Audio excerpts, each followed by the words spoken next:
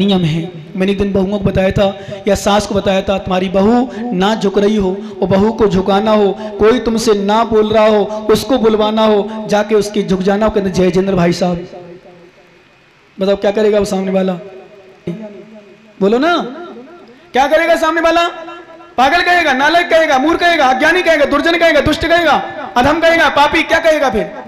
भाई साहब जय जिनेंद्र। बताओ यदि तुम्हारी बहू ना झुक रही हो, ना बोल रही हो, देवरानी जेठानी जेठानी देवरानी ना बोल रही हो, बड़ा व्यक्ति भी झुक जाए, झुकने में कुछ नहीं जाता, झुकने में तुम्हारा बड़प्पन हो जाएगा, ध्यान रखना। इसलिए ध्यान दो।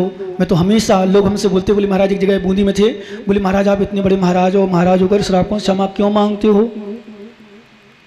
कई बार बोलते हैं, जयपुर में बोला कई लोगों ने, बोले महाराज आप क्षमा क्यों मांगते हो? आपको नहीं मांगना चाहिए, उसको मांगनी चाहिए क्षमा सामने वाले को, आप क्यों मांगते हो? मैं नहीं, क्षमा हम एक इंद्रिय से मांगते हैं, दो इंद्रिय से मांगते हैं, तीन इंद्रिय से मांगते हैं, चार इंद्रिय से मांगते हैं, असेनी पंचेंद्रिय तिरंज पंचेंद्रिय से मांगते हैं। तो ये तो मनुष्य श्रावक है, इससे पहले क्षमा मांग लो भैया। क्यों? जब एक इंद्रिय से मांगते, ए इंद्रिया, बे इंद्रिया, ते इंद्रिया, चौर इंद्रिया, पंच इंद्रिया, पुर्विकाया, औकाया, तेवकाया, वाउकाया, बड़काया, तस्काया, ये देश मुद्दानम परदानम बिहारम उपघादोबा कदोबा कीरतबा तस्मिच्छामि दुक्कड़म। इसका मतलब क्या है? तस्मिच्छामि दुक्कड़म, मेरा वो दोस्त मिथ्या हो, मुझे क्षमा करें। खम्मा में सब जीवनम सभ्य जीवा खमंतु में, मैं बताऊंगा आपको क्षमा वाणी पर्व शायद 28 तारीख की ना, कब की है? अरे है तो 25 की, पर यहाँ अपने यहाँ कब की है? पर एक बात और बताऊंगा, अभी एक चर्चा आ रही है तरुण सागर महाराज वाली, जो तरुण सागर ने बात रखी थी, भावना बनी थी, वो 30 तारीख वाली, मतलब 30 तारीख तो 30 तारीख संडे, 30 तारीख को थोड़ी, कब है संडे? अच्छा 30 का है। तो 10 लक्षण के बाद पहला जो संडे आए, मुझे बहुत अच्छा लगा, लेकिन मैं पहले नंबर गांव सीकर वालों को ही उपदेश दूंगा कि संडे मतलब संडे ही हो। ध्यान रखना, अपन उपदेश देते दूसरों को, सब लोग पहले ऐसा नहीं कि ये मंदिर वाले अलग करें, वो मंदिर वाले अलग, वो मंदिर वाले, कम से कम सीकर वाले तो एक सामूहिक क्षमा वाणी मंगाए। जैसे अपने यहाँ 28 तारीख घोषित होगी वर्तमान में, तो 28 तारीख मतलब 28 तारीख को ही सब लोग मनाएं, अलग अलग क्षमा वाणी नहीं। सीकर वाले तो एक साथ मनाओ, फिर देश की चर्चा करें। बोले क्षमा वाणी पर्व तरुण सागर माझी का स्वप्न था, और मेरी स्वप्न क्या, मेरी तो भावना है विशुद्ध, पूरे देश में क्षमा वाणी राष्ट्रीय दिवस के रूप में मना जाना चाहिए। जैसे बहुत सारे पर्व, Valentine day, friendship day, mother day, father day, ये सब मनाते जाते हैं, और तुम क्षमा वाणी पर्व नहीं मना सकते एक साथ? क्या क्षमा वाणी पूरे विश्व में? अब क्या करते हैं सभी जगह के लोग, हमारे जैनी बड़े खतरनाक है, इसलिए मुझे कभी कभी गुस्सा भी आती है। ये उपदेश भी करेंगे, अब विनोद श्री भी कह भी देंगे हमारा क्षमा वाणी हमारे एक साथ मनाओ, और फिर कहो दंग की नसीहत अलग मनाएंगे, बोले दीवान की नसीहत अलग बनेगी, बोले छोटे नसीहत मंदिर में अलग बनेगी, नए मंदिर में अलग बनेगी, और स्कूल में अलग बनेगी, स्कूल वाले अलग बनाएंगे। मैं कहता हूं इस बार इतनी प्रतिज्ञा कर लो, यदि विश्रांत सागर को माना हो, दीवान जी, शशि जी, यदि माना हो थोड़ा अंश भी, तो अभी विश्व के लेवल पे, दुनिया के लेवल पे छोड़ो, पर सीकर की क्षमा वाणी पर्व तो एक दिन मनाओ, एक साथ अभी मनाओ। फिर अपन चर्चा करेंगे राष्ट्रीय क्षमा वाणी पर्व के रूप में। दुनिया को अपन नरेंद्र मोदी जी को, सीएम वसुंधरा राजे को, सांसद मंत्री विधायक कलेक्टर को अपन ज्ञापन दे रहे हैं, पर मैं तुम्हें ज्ञापन दे रहा हूं पूरी समाज को, और 169 देश के लोग जो मेरी आवाज सुने, सबके लिए मैं आह्वान कर रहा हूं, क्षमा वाणी पर्व वास्तव में एक दिन ही होना चाहिए साल में, पूरी समाज में एकता का साथ, एकता का परिचय, और क्षमा वाणी मात्र जैनियों से नहीं, पूरी दुनिया के लोग से क्षमा मांगना चाहिए, उसका नाम क्षमा वाणी पर्व है।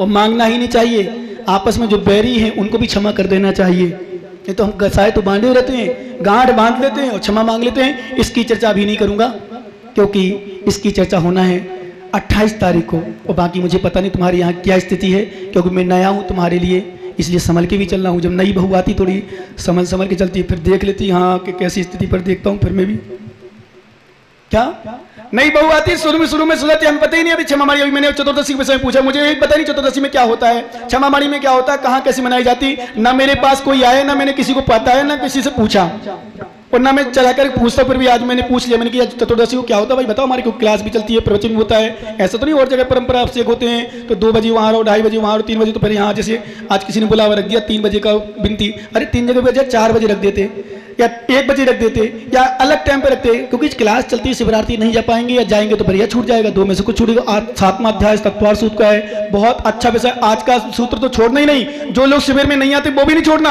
आज तुम्हारे पूरे जीवन शैली पर, पूरे तुम्हारे श्रावकचर्या पर, पूरे अणुव्रतों पर, पूरे मूल गुणों पर चर्चा होगी। आज का विषय तो छोड़ना ही नहीं, कुछ भी हो जाए चाहे।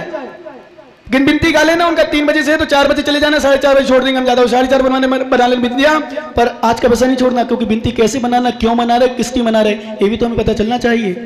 तो मैं कहता हूँ अब से का समय पता चले कौन सी क्रिया परमाधोक में, जैसे निवाई में फिक्स टाइम है कितने बजे से इतनी बजे ऐसा होता है, तो वहां भी लोग फिक्स टाइम 1-2 मिनट भी आगे हो जाए तो नहीं करते, फिक्स टाइम। क्षमावाणी यानी परमाधोक में अभिषेक होता है सभी जगह, 2-3 मंदिरों में सभी जगह जाते हैं, तो पता चलना चाहिए गुरु के कम से कम कमेटी वालों का कर्तव्य होता है थोड़ा सा कुछ सलाह लें और कुछ सलाह दें, तो कम से कम आगे की प्रक्रिया अपनी चलती रहे। जैसे क्षमावाणी एक साथ मनाई जाए, सब लोग हम एक हैं, अलग अलग मंदिरों में व्यवस्था है, अलग अलग घरों में रहते हैं, अलग अलग परिवार के साथ रहते हैं, पर दिगंबर जैन समाज तो एक ही ना तुम्हारी, बोलो ना, बोलो ना, तो बच्चे जोर से बोलो ना। हाँ अब धीरे से बोल रहे, ये तो बोले कोई एक मतलब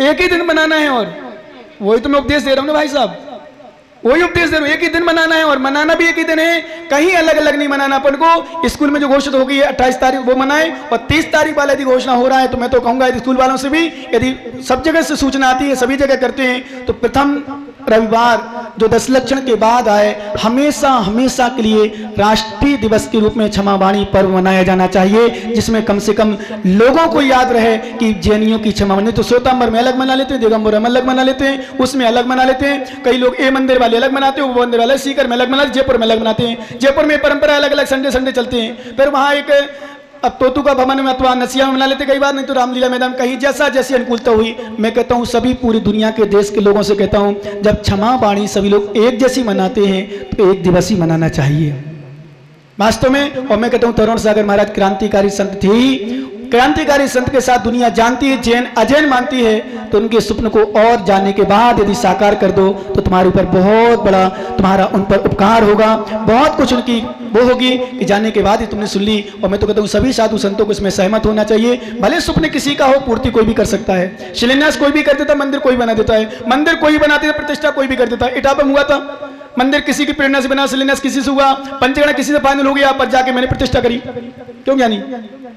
इटावा में हुआ ऐसा, इटावा मतलब कोटा के पास इटावा, बहुत बढ़िया मंदिर, इतने सुंदर 7.25 फीट की प्रतिमा पद्मासन में, बहुत सुंदर कमल, बहुत सारा हाल, बहुत सुंदर, ऊपर वेदी नीचे वेदी, बहुत सुंदर समाज, लाखों करोड़ों रुपया की जहां बोलियां आई वहां गए लोग।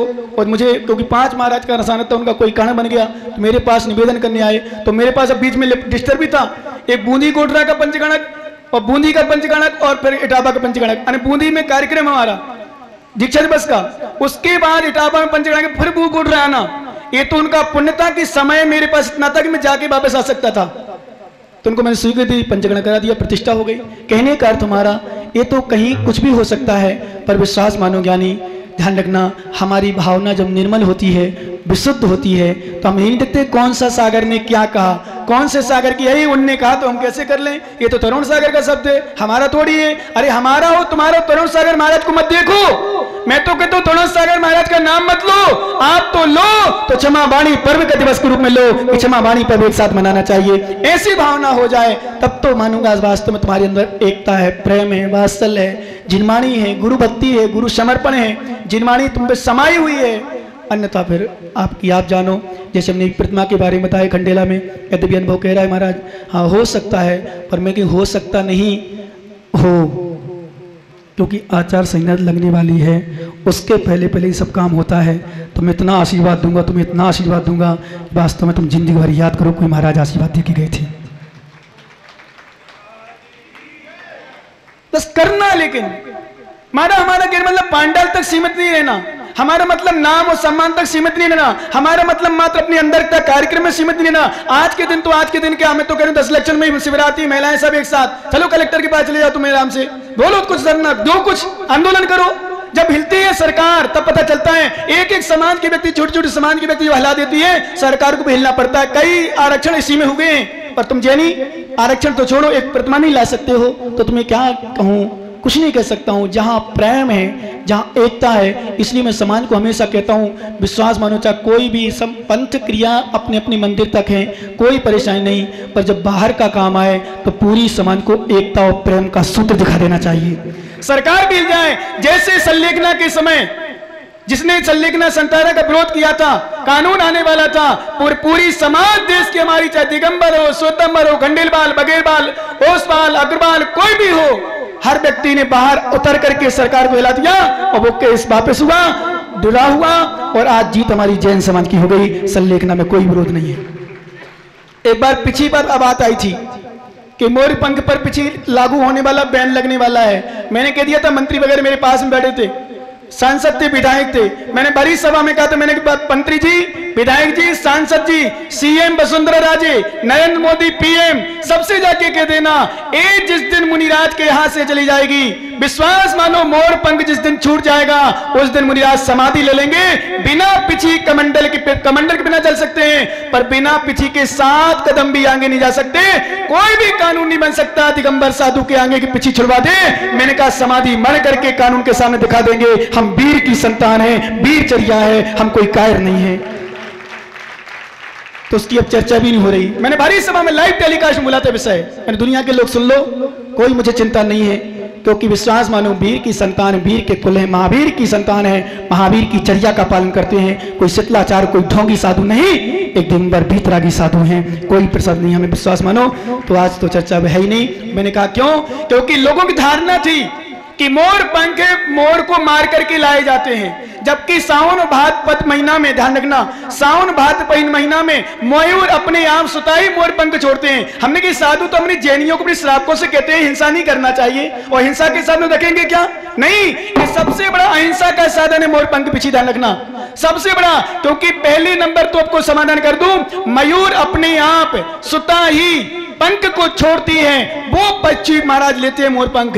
और दूसरी बात, ये इतना रिजू होता है, आंख में भी कीड़ा चला जाए तो उसको भी निकाल देते हैं, जीव को परेशानी नहीं, कष्ट नहीं होता। ऐसे मयूर पिछधारी हर दिगंबर साधु हुआ करते, ध्यान रखना, इसको नहीं छोड़ सकते। मैंने कभी कानून बन भी गया, यदि कानून बन भी गया तो हम लोग जब दीक्षा लेते हैं और गुरु जब दीक्षा देते हैं तो विश्वास मानो हथेली पर प्राण रख के दीक्षा देते हैं कि महाराज है मुमुक्षु, है ज्ञानी, है दीक्षार्थी, अपनी मृत्यु को अपने हाथ पर लेके चलना, कहीं भी मरना पड़े मर जाना, प्राण न्यौचार करना है प्राण न्यौचार कर देना, समाधि मल कर लेना, पर अपनी चर्या को शिथिल मत बनाना, अपनी चर्या में ढील मत देना। हम लोग प्राण लेके चलते हैं, भूखे रह जा सो जाना, पानी ना मिले प्यासे रह जाना, और कुछ ना मिले तो नमोकार मंत्र पढ़ के सो जाना, भगवान न का नाम लेके प्राणों को उखेड़ देना, पर पिछी के साथ खिलवाड़ मत करना। इस सामान नहीं है। अनुभव, इधर आओ, पीछे देखना कितनी हल्की है, ऐसे नहीं, कपड़े उतार के देख, हंस रहा है, उतारो कपड़ा, पहले तो नहीं उठाओ, उतारो पूरे कपड़े।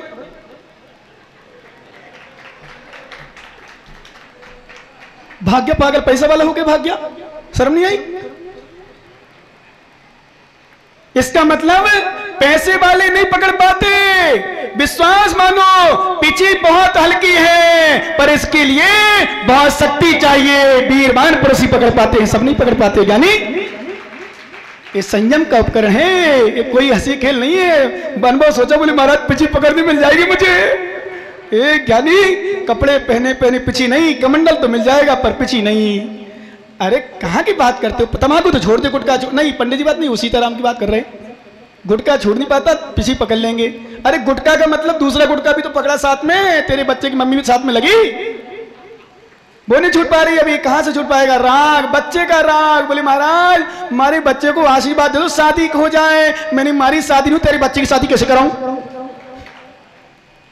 क्या मेरे बच्चे की शादी नहीं, मैंने शादी नहीं कराई अपनी, तेरे बच्चे की शादी कहां कराऊंगा? मैं नहीं कराता। मैं तो ठीक है, चलो आशीर्वाद दे, तुम लगे हो महाराज के भक्त हो, श्रावक हो, अच्छे हो, इसलिए मैंने आशीर्वाद दिया।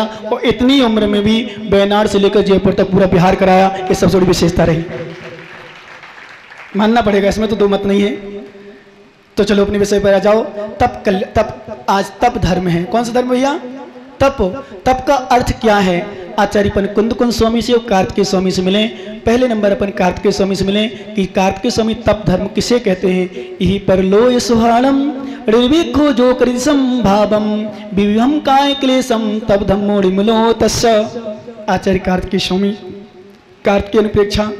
तप धर्म किसे कहते हैं? क्या कहलाता तप? उपवास करना मत तब? बोले नहीं, ध्यान रखना क्या लिखा, ई पर लोई सुहाना निर्भिक्खु, तपस्या सबसे बड़ी तपस्या नोट कर लो ज्ञानियों, मात्र उपवास कर नहीं, तब सबसे बड़ा तप है इस लोक परलोक संबंधी सुख की वांछा नहीं होना।